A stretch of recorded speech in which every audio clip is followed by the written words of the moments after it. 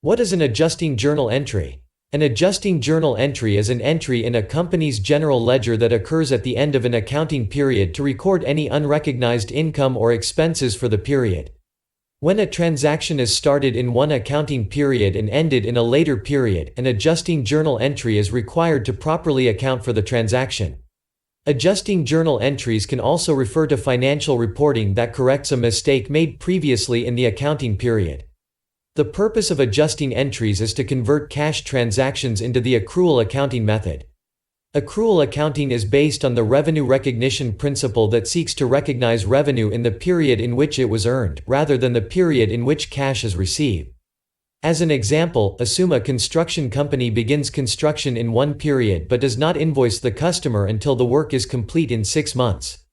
The construction company will need to do an adjusting journal entry at the end of each of the months to recognize revenue for 1/6 of the amount that will be invoiced at the 6-month point. An adjusting journal entry involves an income statement account, revenue or expense, along with a balance sheet account, asset or liability.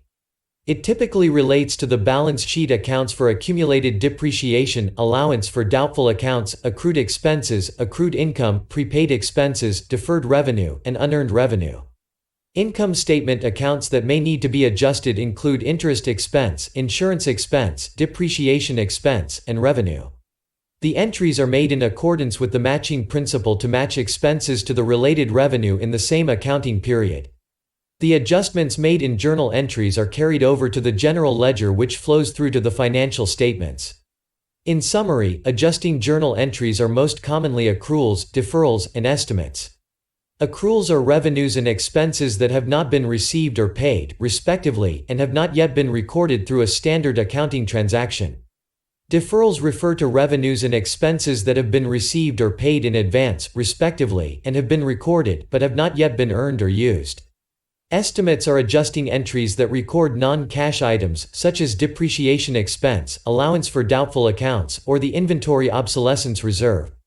Not all journal entries recorded at the end of an accounting period are adjusting entries. For example, an entry to record a purchase of equipment on the last day of an accounting period is not an adjusting entry. For example, a company that has a fiscal year ending December 31st takes out a loan from the bank on December 1st.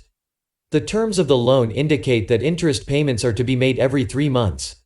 In this case, the company's first interest payment is to be made March 1st.